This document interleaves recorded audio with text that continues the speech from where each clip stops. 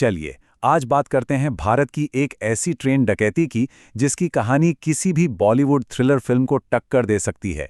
एक ऐसी real life चोरी जिसने इन्वेस्टिगेटर्स के भी पसीने छुड़ा दिए थे, वो भी सालों तक। तो सीन कुछ ऐसा है। तारीख थी 9 अगस्त 2016। सालेम चेन्नई एग्मोर एक्सप्रेस ट्रेन चेन्नई के एग्मोर स्टेशन पर पहुंचती है। यूं तो ये एक आम सी यात्रा थी, लेकिन इस ट्रेन में एक बहुत ही खास सामान था।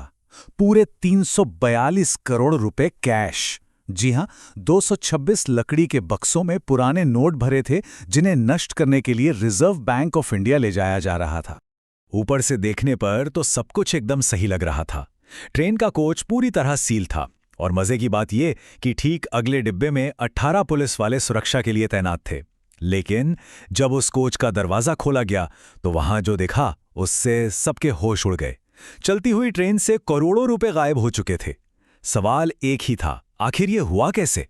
तो चलिए सीधा क्राइम सीन पर चलते हैं। देखते हैं कि जब आरबीआई के अधिकारियों ने उस पार्सल कोच की सील तोड़ी तो अंदर उन्हें असल में मिला क्या। अंदर का जो नज़ारा था ना, वो किसी फिल्मी सीन से कम नहीं था। कोच की छत में एक चौकोर छेद काटा गया था, 4 कैश बॉक्स टूटे पड़े थे और जमीन पर नोट ही नोट बिखरे थे। जब गिनती हुई तो पता चला कि पूरे 5 करोड़ 78 लाख रुपए चोरी हो गए थे। ये साफ था कि ये किसी छोटे मोटे चोर का काम नहीं है।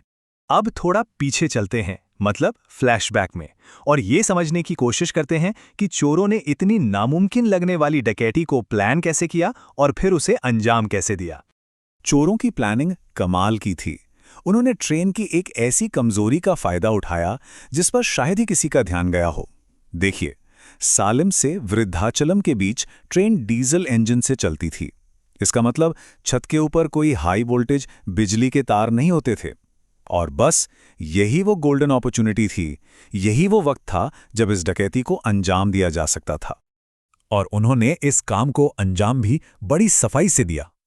वो चलती ट्रेन की छत पर चढ़े, बैटरी वाले कटर से छेद किया, 2 लोग रस्सी से अंदर उतरे, बक्से तोड़े और 6 लुंगियों में नोट भर के वापस छत पर चढ़ गए। और फिर एक पहले से तय की गई जगह पर जैसे ही ट्रेन धीमी हुई, वो कूदकर अपनी गाड़ी में बैठकर फरार हो गए। इतनी सफाई से काम हुआ कि किसी को कानों कान खबर तक नहीं लगी। तो डकैती तो हो गई, लेकिन इसके बाद क्या हुआ?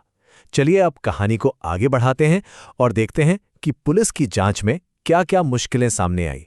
इस केस ने पुलिस के दिमाग का दही कर दिया था। पहले जीआरपी, फिर तमिलनाडु की सबसे काबिल टीम सीबीसीआईडी, सबने अपनी पूरी ताकत झोंक दी। 1 दिन 2 दिन नहीं, पूरे 2 साल बीत गए। 2000 से ज्यादा लोगों से पूछताछ हुई, लेकिन नतीजा 0। केस पूरी तरह से एक डेड एंड पर पहुंच चुका था। अब सवाल है कि पुलिस कर क्या रही थी? असल में ये केस एक परफेक्ट क्राइम जैसा था। कोई चश्मदीद गवाह नहीं, कोई ऐसा सीसीटीवी फुटेज नहीं जिससे मदद मिले। मौके से कुछ फिंगरप्रिंट्स और खून के सैंपल्स तो मिले, लेकिन वो किसी भी क्रिमिनल के रिकॉर्ड से मैच ही नहीं हुए। और सबसे हैरान करने वाली बात तो ये थी कि ठीक अगले डिब्बे में बैठे 18 पुलिस गार्ड्स को इस पूरी घटना की भनक तक नहीं लगी।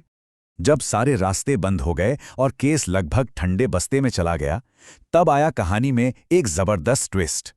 इन्वेस्टिगेटर्स ने कुछ ऐसा किया जिसने केस की पूरी दिशा ही बदल कर रख दी। 2 साल की लगातार नाकामी के बाद सीबीसीआईडी ने फैसला किया कि अब कुछ अलग करना होगा। उन्हें यह एहसास हो गया था कि इस गुत्थी को सुलझाने के लिए ट्रेडिशनल तरीकों से काम नहीं चलेगा। उन्हें समझ आ गया था कि असली सबूत वहां है ही नहीं जहां वो अब तक उसे ढूंढ रहे थे। जी हां, इस केस का जवाब जमीन पर नहीं बल्कि आसमान में छिपा था। ये सुन के थोड़ा फिल्मी लगता है ना, पर यही हुआ था। इन्वेस्टिगेटर्स ने 2 जबरदस्त तकनीकों का इस्तेमाल किया। पहला, उन्होंने ट्रेन के पूरे रूट पर मौजूद सभी मोबाइल टावरों का डेटा निकाला, और दूसरा, जो सबसे कमाल का था, उन्होंने अमेरिकन स्पेस एजेंसी नासा से उस रात की सैटेलाइट तस्वीरें मांगी।